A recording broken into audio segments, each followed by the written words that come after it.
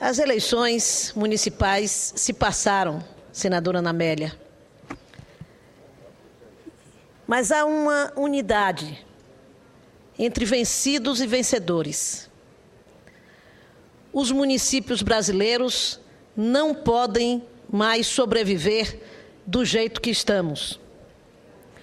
O pacto federativo desse país precisa ser revisto para que nós possamos garantir as políticas públicas chegarem na ponta, nas cidades, nos municípios, diretamente à população.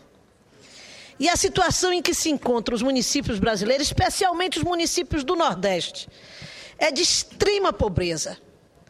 Nós que acabamos de viver, não acabamos, ainda estamos vivendo os efeitos de uma seca das mais cruéis que tivemos nos últimos 40 anos. Nós e o senador Magno Malta, que na região dele, ele fala pelo Espírito Santo, mas nasceu na Bahia, lá na região do sudoeste baiano, região de grande pobreza também.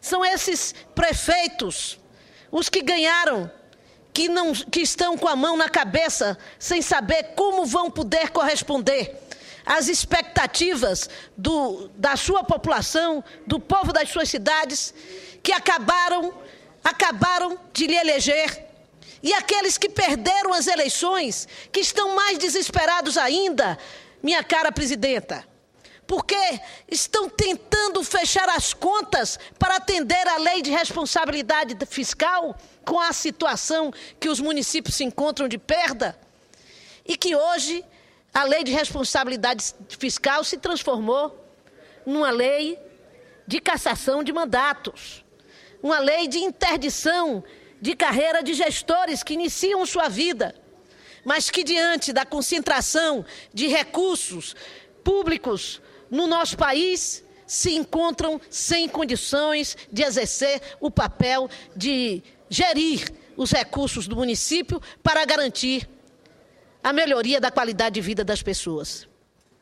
E é num ano em que nos encontramos nos deparando com esta circunstância, em que cai a receita do país e o país se mantém num crescimento pequeno, que nós vamos encerrar a pauta do Congresso Nacional com temas tão explosivos.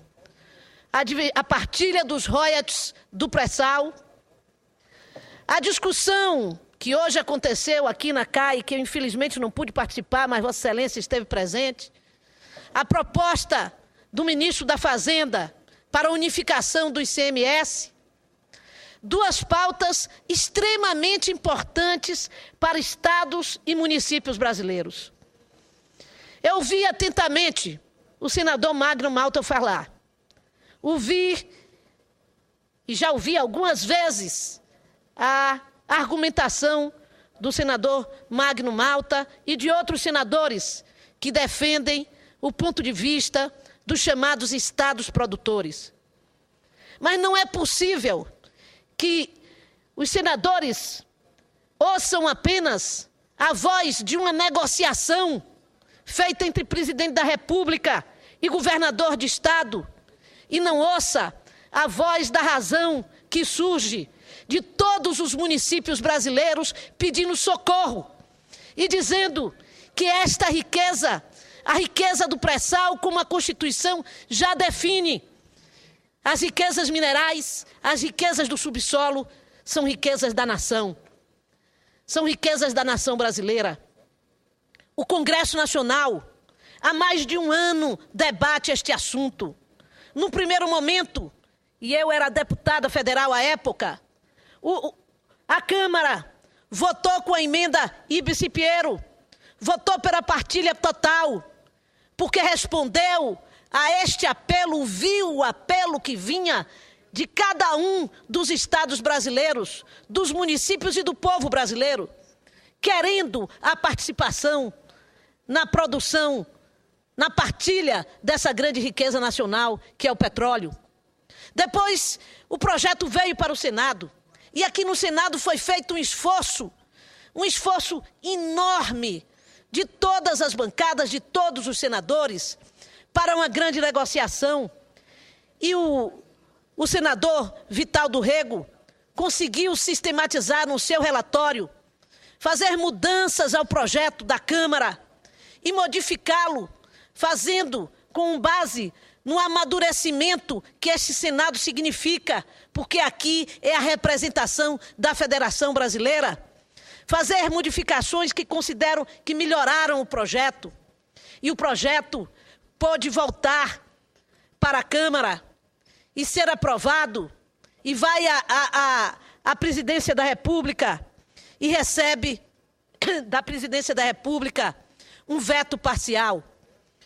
Um veto parcial que se fundamenta nesse argumento de que contratos passados não podem ser modificados. Os contratos não são atingidos por esta mudança. Os contratos são entre as empresas contratantes e a ANP. Nenhuma empresa vai deixar de pagar os royalties definidos por lei à União. O que vai haver é uma mudança deste valor, desse bolo de recurso nacional, na distribuição, na forma de distribuição desta riqueza para o conjunto do país e dos estados e municípios brasileiros. Portanto, isto não será modificado nem ameaçado com a lei que votamos no Senado Federal. Também não podemos admitir que um pré-sal que será explorado a 300 quilômetros da costa de cada estado possa se referir em estados produtores. Nós estamos produzindo no mar. E a longa distância de cada um dos estados brasileiros que se autodenominam produtores. O que há é um clamor nacional. E um clamor nacional que não desrespeita nem o estado do Rio de Janeiro, nem o estado do Espírito Santo. Porque lhes assegura a receita que hoje já detém dos royalties do petróleo. É por isso, senhora presidente, que tantos foram os pronunciamentos nesta tribuna hoje, aqui e na Câmara dos Deputados, entre os senhores senadores e senadoras que representam os seus estados da federação e que sabem que nós estamos chegando diante de uma importante pauta nacional, que é a pauta da redistribuição das riquezas do nosso país, e essa, em particular, o Congresso Nacional, representando os milhares de brasileiros, representando todos os estados brasileiros, definiu-se, apontou um caminho. E se há uma decisão desses estados de ir à justiça, que se vá à justiça, que a justiça possa debater a questão, possa participar desse que é um debate nacional. Mas nós não podemos fugir à nossa decisão de reafirmar a posição tomada pelo Senado Federal, de que os royalties devem ser distribuídos para todos os estados brasileiros. Nós buscamos extenso processo de negociação, com compensações oferecidas ao Rio de Janeiro e ao estado do Espírito Santo, para que nós pudéssemos ter garantido o direito de todos os brasileiros, especialmente dos municípios brasileiros que se encontram hoje de cunha na mão, ou, na verdade, com a cabeça na forca de cada prefeito que se elegeu agora para representar a esperança do município brasileiro de melhorar as condições de vida da sua população. Portanto, senhora presidente, eu quero reafirmar a nossa posição em defesa do projeto do Senado Federal, da partilha dos royalties do petróleo e do pré-sal. E saudar a decisão da presidente Dilma de colocar a exclusividade de 100% destas receitas para a educação.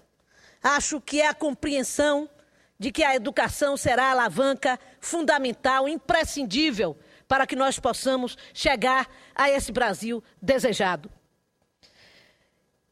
Aí temos a discussão, senhores senadores, junto com essa pauta explosiva, temos também outra importante discussão, que é a unificação do ICMS. Não pude ouvir a palestra hoje de manhã, mas está gravada, terei a oportunidade de analisar a posição da Fazenda. Mas, em especial, como nordestina, vejo com desconfiança.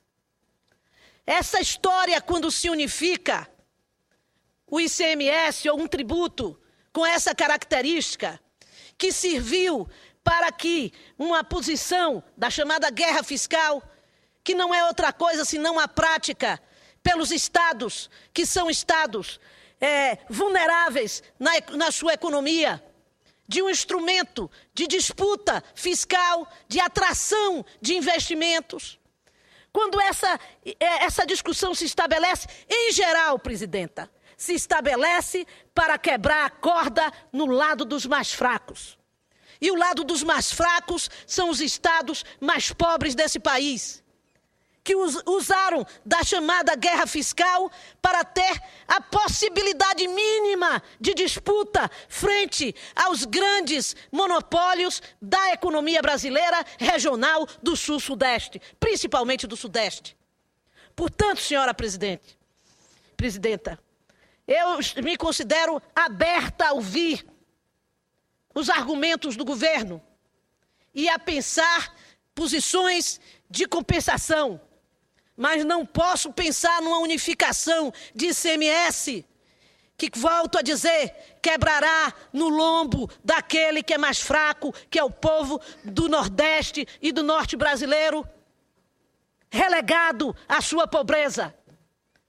Esse Nordeste que vem tendo, sem dúvida nenhuma, um apoio significativo do governo federal, da presidenta Dilma, para socorrer o Nordeste brasileiro agora emergencialmente na seca. Mas nós não precisamos apenas de socorro nos momentos emergenciais. Nós precisamos de uma política permanente de integração do Nordeste brasileiro ao desenvolvimento econômico do Brasil e à inclusão deste Nordeste no crescimento do Brasil e no circuito internacional da economia. Portanto, acho que esta discussão é uma discussão que merece a atenção do Senado Federal, porque aqui, de forma especial, representamos os interesses de cada Estado federado e não podemos representar apenas o interesse do governo federal. Acho que é necessário discutirmos uma reforma tributária. Mas essa reforma tributária não pode ser uma reforma que venha de maneira a abordar apenas um aspecto, o ICMS. De que forma os estados que já tinham a sua política de isenção ou de estímulo fiscal vão ser compensados? De que forma os municípios brasileiros serão compensados diante da política de isenção do IPI, que faz com que tenhamos uma redução tão gritante das receitas do Fundo de Participação do município e do Fundo de Participação dos estados? Esta que é a pauta nacional do momento. O Pacto Federativo se tornou a grande questão deste país e do governo da presidente Dilma realizar. Eu hoje apresentei na Comissão de Assuntos Econômicos um requerimento para que nós possamos discutir, trazer aqui o ministro de Desenvolvimento da Indústria e Comércio, melhor dizendo, porque nós estamos com mais unidades fabris do ramo calçadista na Bahia sendo fechado. Isso atinge, no ano passado, nós já tivemos 1.800 demissões, com fechamento de 6 filiais das Aleia da Vulcabras, em Bicuí, Iguaí, Itati, Tarantim, Potiraguá, Maquinique.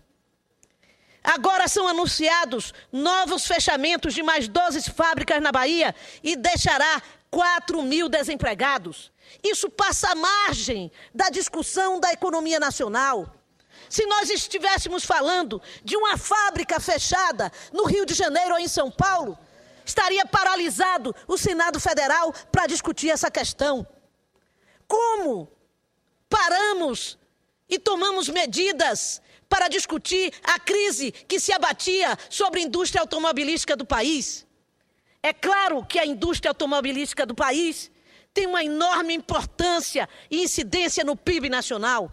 Mas não é possível que o governo federal não tenha uma posição firme também para tratar de assuntos que trazem consequência direta à riqueza ou à produção dos estados mais vulneráveis economicamente do nosso país. O Brasil, para crescer e se colocar entre os países em desenvolvimento, tem que resolver, sem dúvida nenhuma, o seu problema de integração nacional. E é com essa disposição que me coloco aqui no Senado, para ajudar a presidente Dilma, o governo da presidenta Dilma, a tratar dessas ações que possam ser condizentes com a necessidade de integração e de divisão da riqueza nacional para todo o Brasil. Senhora e senadora. todo o Brasil significa dizer os estados nordestinos integrados nesse processo e significa dizer os municípios brasileiros tendo uma compensação das perdas que temos agora no fim do ano, ao final desse ano difícil para a economia nacional. Pois não. Senhora senadora Lídice da Mata, benditos são os frutos que nascem do exercício do contraditório. Antes, o senador Magno Malta defendia que os royalties deveriam ficar nas mãos de 2 ou 3 estados e de pouco menos de 30 municípios. A senhora, com brilhantismo, mostra que é preciso redistribuir a riqueza do Brasil. Nós somos uma federação, senhora senadora, diferente do modelo genuinamente americano. Nós somos uma federação de 3 níveis: União, Estados e municípios. Na última semana, eu fiz um pronunciamento onde eu sustentava se nós quisermos nos colocar de pé diante dos países desenvolvidos, nós precisamos diminuir 4 distâncias. A distância social entre ricos e pobres, a distância federativa entre estados ricos e estados pobres e carentes, a distância eleitoral e a distância físico-intelectual. A redistribuição dos royalties, ela dá início a essa diminuição de distância federativa. Não adianta nada termos estados fortes e poderosos e do outro lado estados fracos, com municípios fracos, empobrecidos e carentes, com uma comunidade que chega às barras da miséria. Com essas considerações, senhora senadora, eu gostaria de parabenizá-la. Parabenizá-la pela iniciativa, parabenizá-la pela coragem, parabenizá-la por tudo que a senhora disse. Muito obrigado. Obrigada, senhora presidente. Meu tempo já acabou. Eu quero agradecer a parte e agradecer a Vossa Excelência pela tolerância.